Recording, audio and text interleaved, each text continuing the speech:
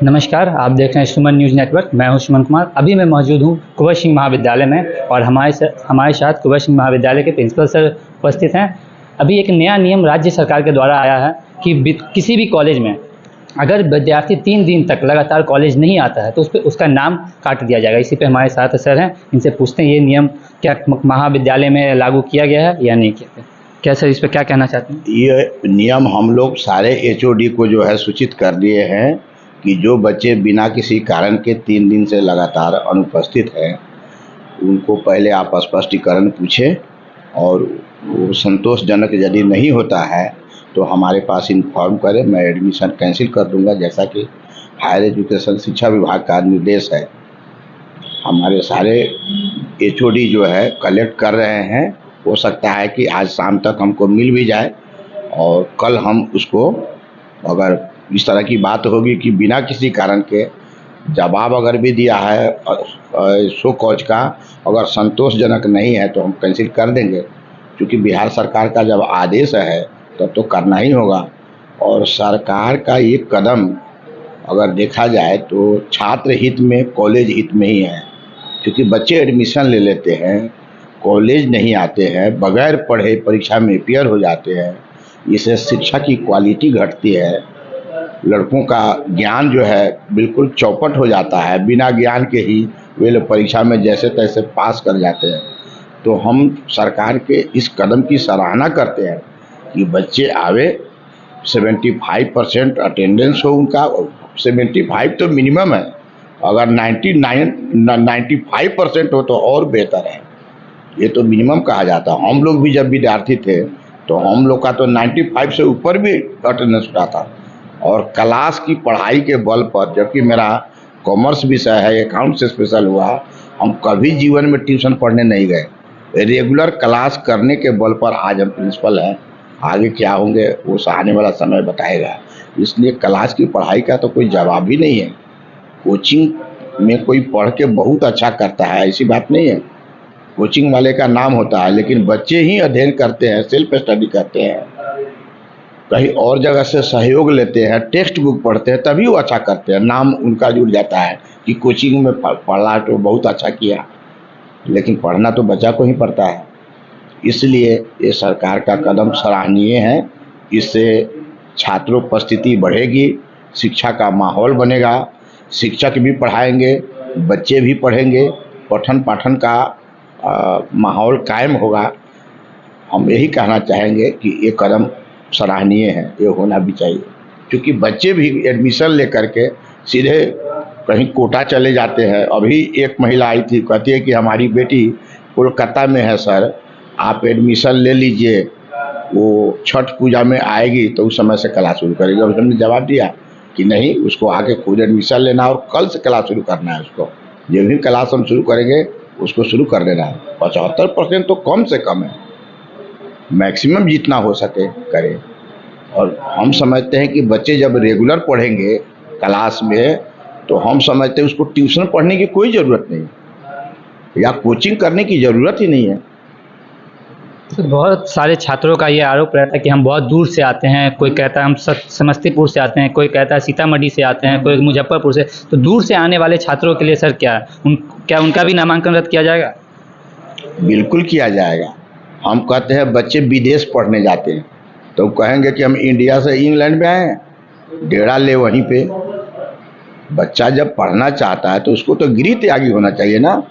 वो दरभंगा का है, चाहे समस्तीपुर का है या बेगूसराय से आया है, तो यहीं पर कॉलेज के पास या शहर में डेरा ले, गृह त्यागी बने।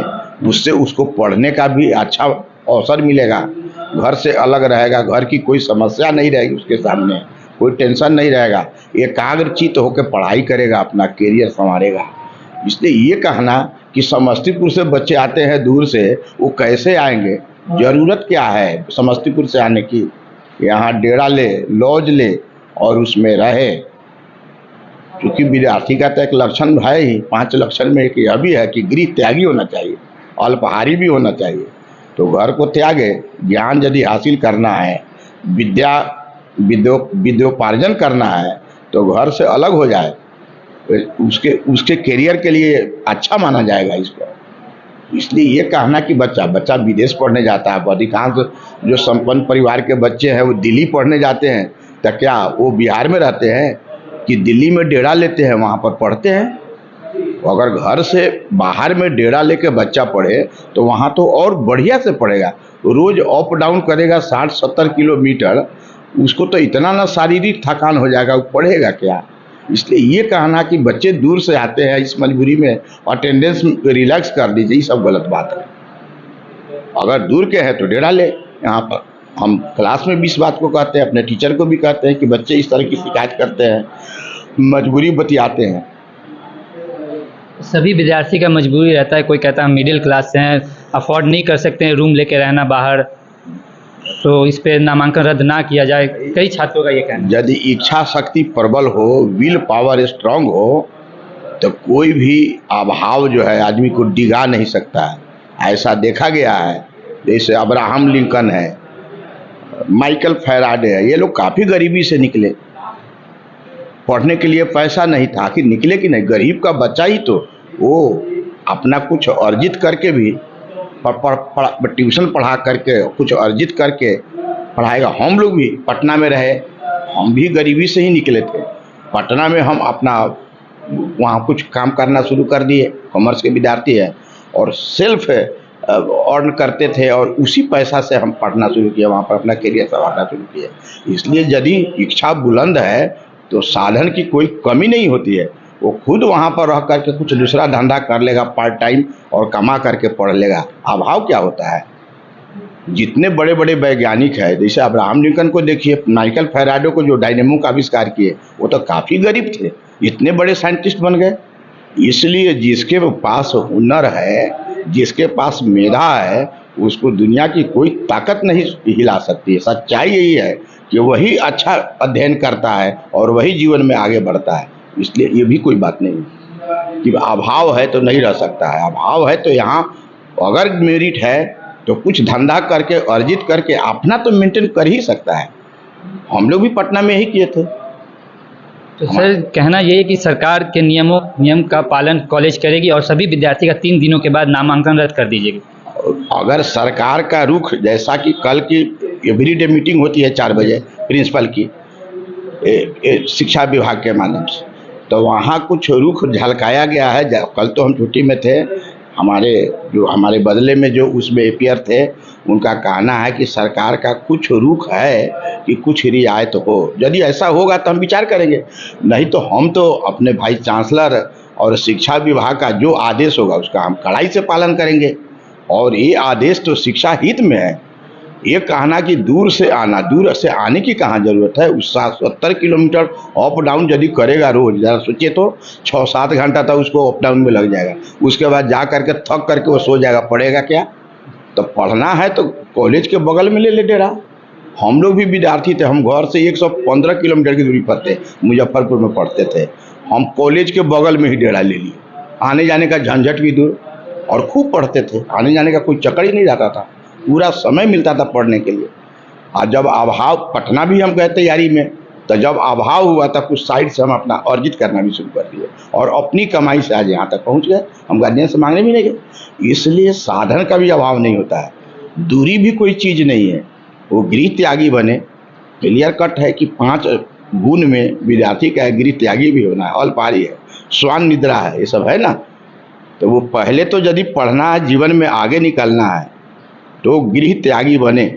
अगर लोकल है तो ही इज लकी एनफ कि मुझ दरभंगे में है, अपना घर से अप डाउन करे, क्योंकि उसको तो समय ज़्यादा लगेगा नहीं। लेकिन मैंने देखा है कि जो बच्चे अपने घर में रह के पढ़ते हैं, लोकल है, और जो बाहर से आके पढ़ते हैं वही अच्छा करते हैं, क्योंकि वो घर से कट गए, पारिवारिक कोई टेंशन नहीं है, घर की कोई समस्या उनके सामने नहीं है, सिर्फ पढ़ने पर उनका दिमाग केंद्रित रहता है। तो ये तो है कि घर का खाना मिलता है, घर से अप डाउन कर लेते हैं, लेकिन घर की समस्याएं भी रहती है। और जो दूर आ गया कोई समस्या नहीं है, दिन रात अपना अध्ययन कर रहा है। होशियार गार्जियन जो होते हैं, घर की समस्या बच्चा को बताते भी नहीं है कि बच्चा पढ़ रहा है। बिल्कुल, जो हम लोग का भी बच्चा बाहर में पढ़ता है, घर में कोई समस्या हो भी जाती है, नहीं कहते हैं, क्यों टेंशन में रखेगा, हम खुद से सोल्व करते हैं उसको।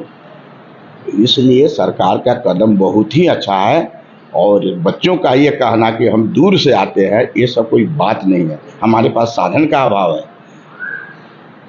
6 घंटा 7 घंटा मान लीजिए बस से ट्रेन से अप डाउन करेगा, 60-70 किलोमीटर आप ही कह रहे हैं। अगर यहाँ वो डेरा लेके रह जाए और 3 घंटा समय सुबह शाम अगर कुछ गरीब का बच्चा है अर्जित करने में लगावे, तब पर भी तो 3 घंटा उसको बच जाएगा जो अप डाउन करता है। और विद्यार्थी है तो वो वही काम करेगा ना जिससे ज्ञान वर्धन हो। आप जान लीजिए कि जितना पढ़ने में आदमी नहीं सीखता है उससे ज़्यादा पढ़ाने में सीखता है। तो वो पढ़ भी रहा है, कहीं कुछ गरीब है तो मान लीजिए कुछ कमा लेता है तो बुरा नहीं है, मेहनत करके तो 2 घंटा काम किया, आप कर लिया, आने जाने का चक्कर तो ख़त्म हो गया। इसलिए यदि वो मेहनती है तो न तो उसको साधन डिगा सकता है, न दूरी डिगा सकती है, ये सब का निदान है। इसलिए ये सब बहाना है। बच्चे को यहाँ रहना चाहिए। 75% क्या, हम तो कहेंगे 95% अटेंडेंस हो तो बेहतर है।